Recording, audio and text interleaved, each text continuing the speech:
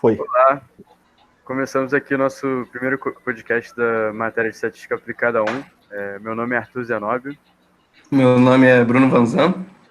Eu sou o Caio Fonseca. Eu sou o Leonardo Ivens.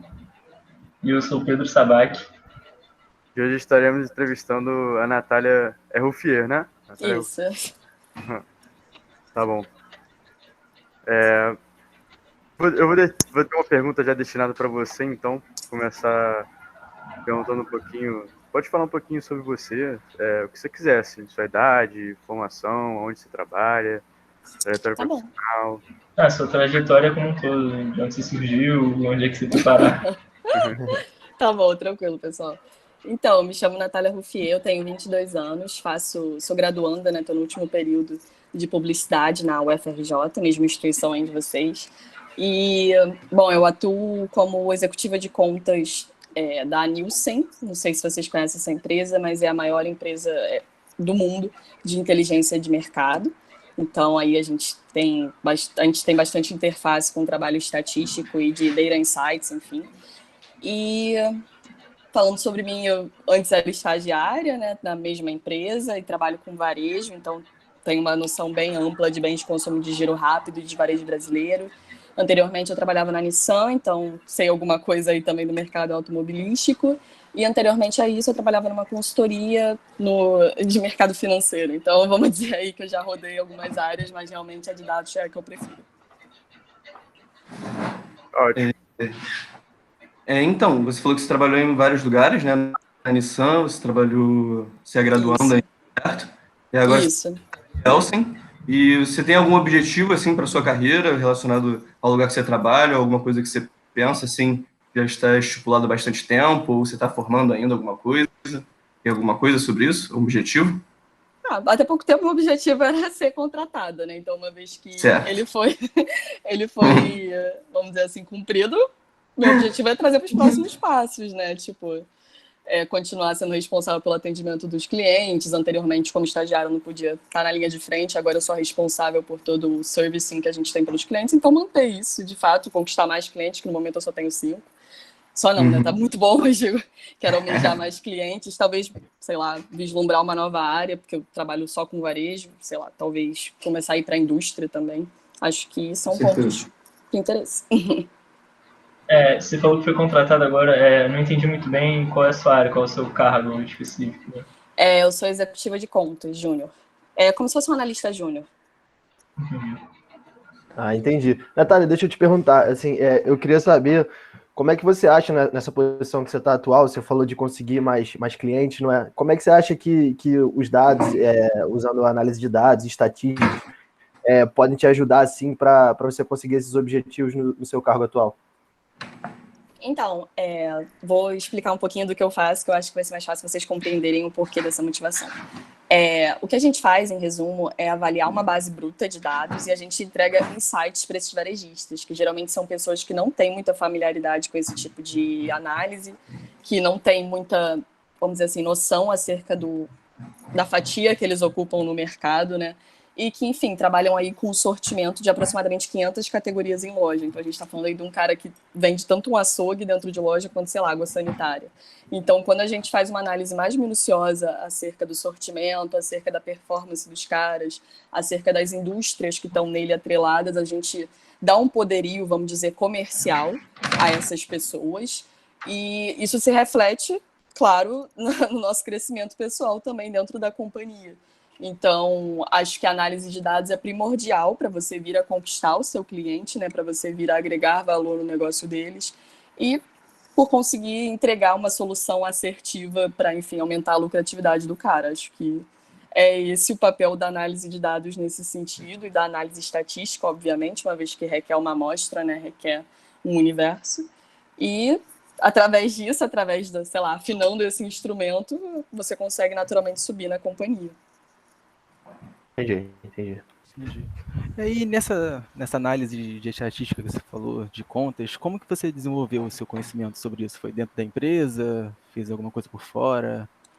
Dentro da empresa. Na verdade, foi até na Nissan antes, porque eu era estagiária de inteligência de mercado na Nissan, então eu tive vários treinamentos acerca de universo, de metodologia, de análise estatística, esse tipo de coisa, mas na Nielsen foi que se consolidou mesmo, que eu tive que fazer uma certificação, que aí, porra, sei lá, desculpa, gente, falei palavrão, não sei se podia, mas Não aí, tem problema.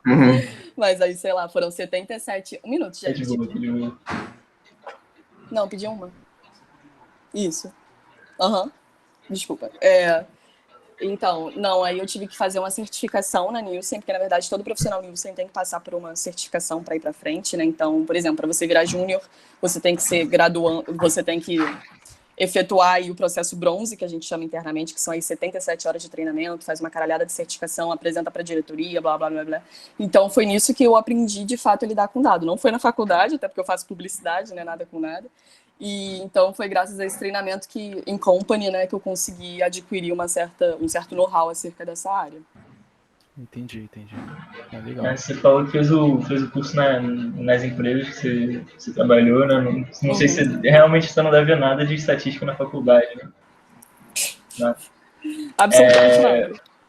Mas você pode falar de algum conceito de estatística que você aprendeu, que você aplique, né? Nessa Da análise que você faculdade? faz? Ou... Não na faculdade, se algum conceito de estatística que você tem aprendido Tá. em curso, talvez, que você aplique nesse estudo que você faz. Tá, eu acho que a gente pode... Assim, o meu trabalho ele é mais de interpretação do dado já criado. Então, eu não, vamos supor, eu já manipulo algo que já está tratado. Então, eu acho que eu vou falar... Acho que eu posso falar de você de um conceito de amostra mestra, por exemplo, que é o que a gente utiliza para conseguir ter um dado consistente analiticamente. Como é que funciona isso da amostra mestra, né? Natália, desculpa, só te interromper. Se você puder, para completar isso, acho que poderia ser legal você citar algum caso que você tenha usado isso, algum exemplo no trabalho assim de algum cliente, alguma coisa, que eu acho que poderia ser legal para ilustrar para a gente. Tá bom. Vamos lá. Um dos meus clientes é um varejista que tem atuação nacional, que tem mais de, 1.600 lojas no território brasileiro, e ele queria entender melhor acerca dos concorrentes que ele possui e como a gente, enfim, entrega o dado das vendas totais no Brasil para ele. Aí a gente fez uma revisão interna acerca da amostra mestra que a gente estava tendo, que, em resumo, a amostra mestra é o que vai compor o universo, né, o que vai, enfim, o varejista... Tem o Brasil, tem o varejista e tem uma caralhada de outros, então a gente tem que auditar todos para entregar um dado consistente analiticamente.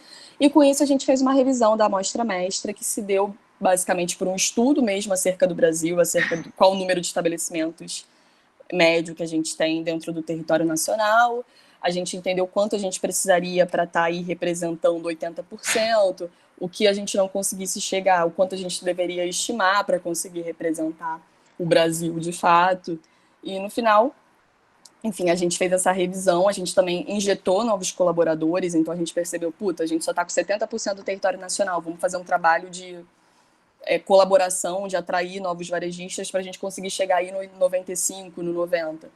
Enfim, a gente viu a partir disso a necessidade de estar contratando novos caras e, enfim, estar chegando junto com outros varejistas para a gente conseguir uma amostra mais representativa do que é considerado no Brasil. E, enfim, foram usados diversos conceitos de estatística para isso, né, de representatividade, sei lá, tem 1 milhão de estabelecimentos no Brasil, como é que a gente, tendo só 80 mil, consegue representar esses 1 milhão? Aí tem toda, sei lá, separação por município, por nível socioeconômico, auditoria, enfim, tiveram todas essas questões atreladas para a gente conseguir estar realizando esse projeto.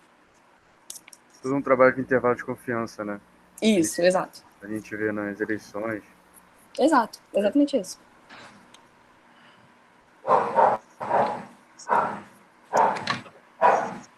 Cara, deixa eu te perguntar, então, assim, quais são os principais softwares e ferramentas que vocês usam para trabalhar com esses dados e tudo mais?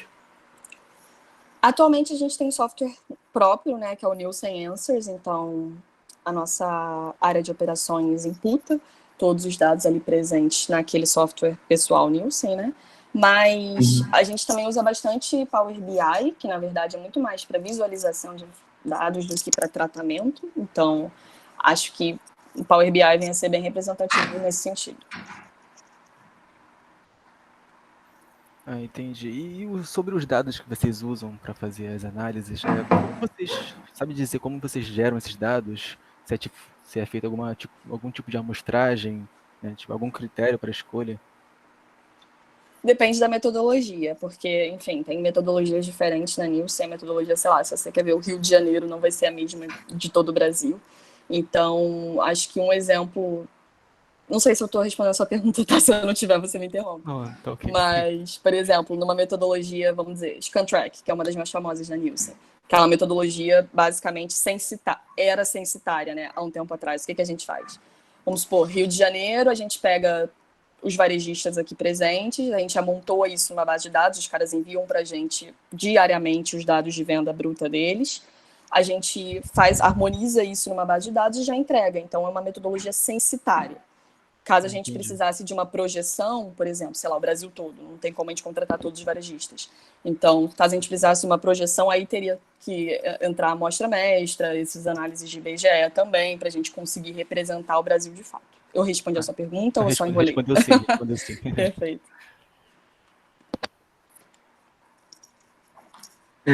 Você disse que você trabalhava com interpretações de dados, né? Já gerados, já tratados, na real. Uhum. E quais são os tipos de dados assim, que você mais trabalha? São dados relacionados a variáveis quantitativas, qualitativas? Teria como dizer? Quantitativa, total. A gente pega o faturamento bruto dos caras e analisa. Então, sei lá, vou dar um exemplo idiota. O seu frigorífico, né, tá vendendo muito mais peixaria do que açougue, carne bovina. Por quê? Aí a gente vê por marca, enfim, esse tipo de coisa. Então, totalmente quantitativo. Beleza.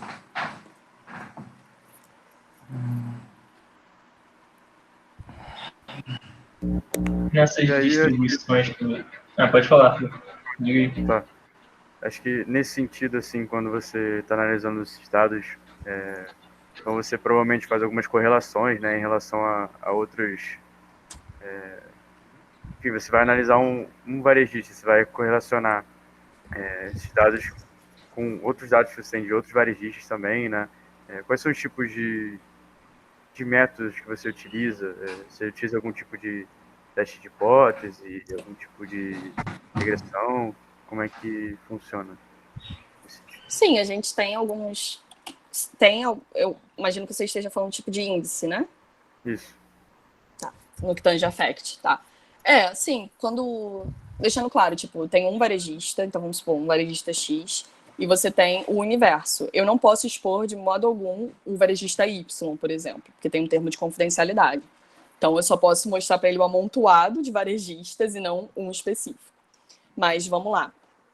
Quando eu faço uma análise, sei lá, do varejista X versus a Grande Rio, versus o supermercado da Grande Rio, a gente pode efetuar regressão, a gente pode... Alguns facts, né? Por exemplo, cara, eu quero fazer um forecast do seu market share daqui a 5 meses. A gente pode efetuar a partir de, sei lá, critérios estatísticos que eu não vou saber falar exatamente quais, mas, enfim, eu sei o produto final. Que é, por exemplo, você tem uma comparação em relação aos anos anteriores, você faz uma estimativa, enfim, você tem como fazer esse tipo de tratamento mais, vamos dizer assim, subjetivo de dados, sim.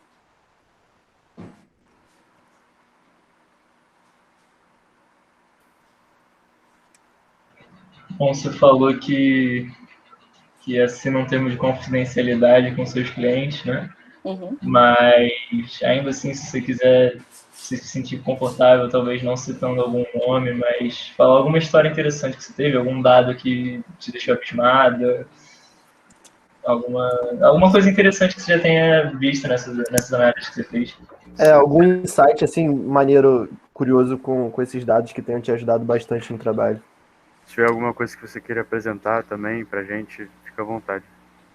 Perfeito. Eu acho que eu posso citar um projeto que eu fiquei responsável há pouco tempo na companhia, que, no caso, era uma iniciativa, a gente tem na Nielsen os chamados Thought Leaderships, que são os estudos one shot acerca de algum tema interessante no mercado. Então, eu fui responsável por fazer um Thought Leadership de bebidas alcoólicas no Brasil durante a pandemia.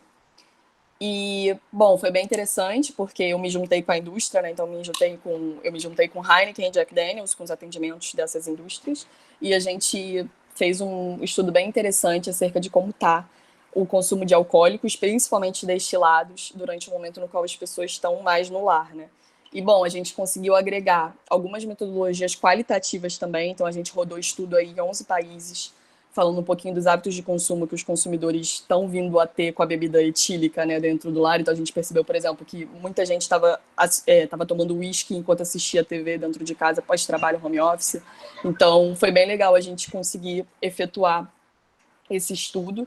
E no final a gente trouxe vários insights, por exemplo, o crescimento duplo dígito aí de gin, de bebidas mistas, que é Skol Beats, etc., mesmo nesse cenário pandêmico, mostrando assim que teve uma questão de mixologia, uma questão de drinkability dentro do lar. Enfim, a gente conseguiu trazer esses insights bem legais a partir da análise de dados e que a gente conseguiu ver o Brasil todo, o Brasil como um todo, né? Não determinadas regiões. Imagino, acho que até por pessoas próximas, mas também por mim, eu vejo que as pessoas, por não estarem bebendo muito fora de casa, tipo, em quantidades tão grandes fora de casa, elas começam a tentar coisas diferentes, a provar Exato. coisas novas que não estavam acostumadas.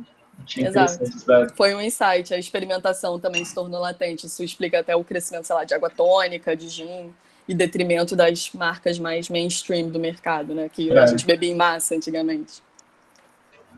Ia no bar e bebia infinitamente qualquer cerveja que vinha. Exato.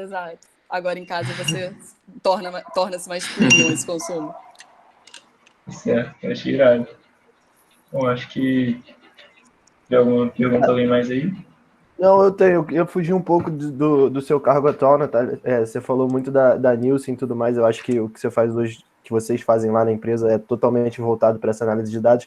Mas aí, curiosidade sobre. Você falou que foi estagiário na Nissan, não é? Isso. Então, assim, como é que era lá essa questão da estatística para você com os dados na sua função lá? Então, na Nissan, eu era cliente. Agora, na Nielsen, eu sou consultora, né? Então, eu pego uma demanda de um cliente e realizo, e faço a coisa bruta.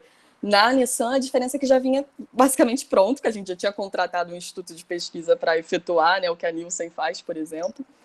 E na Nissan, a diferença, primeiro, era no mercado. Então, em vez de analisar as vendas de cerveja, eu analisava as vendas de hatchback no Brasil ou de SUV. Então, era bem diferente o produto mesmo. E eu acho que eu pegava, talvez... Cara, eu pegava já muita coisa pronta, então era mais de analisar de fato o que o Instituto já tinha feito do que ter algum insight internamente, entendeu? Eu acho que era o que mais diferia. Eu também fiquei um pouco curioso da fugida dele da Nielsen. Acho que você já aplicou alguma coisa que você aprendeu, algum dado estatístico assim no seu cotidiano, alguma coisa que você levou assim para a vida? Nossa, é outra coisa quando eu vou no mercado hoje em dia, sei lá, com base nas tendências que a gente mapeia no consumidor, a gente entende o que está fazendo, né? Sei lá, em vez de você pegar, vamos supor aí, um pack de Brahma normal, você pega do puro malte, por causa do efeito puro malte que está rolando agora no Brasil, que é uma bebida mais premium, um pouco mais cara, mas enfim, não precisa ser bebida em quantidade. Então, sei lá, acho que muda a maneira até que você faz mercado hoje em dia, se eu posso dizer aí na minha rotina. Legal.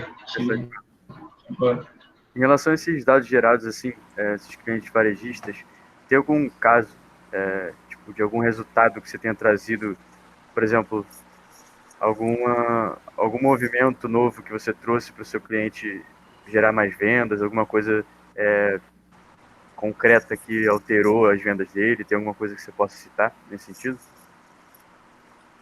Sim, assim, eu não posso citar especialmente qual varejista e qual foi a categoria que ele conseguiu alavancar, mas a gente tem casos na Nielsen de que, a partir de uma análise aprofundada acerca de sortimento, acerca do que a gente chama de business issue, né, acerca de alguma categoria específica que o cara trabalha em loja, a gente consegue incrementar aí a rentabilidade do cara em 20%, 30% em alguns casos, enfim. Depende muito do case, da categoria, da elasticidade, todas essas questões aí envolvidas. Mas sim, inevitavelmente, quando a gente fala, sei lá, Skol, Ambev tá muito maior aí do que Heineken. Então, investe em Ambev, joga um preço mais assertivo para Ambev, não sei o quê, e o Heineken pode aumentar porque vai sair da mesma maneira.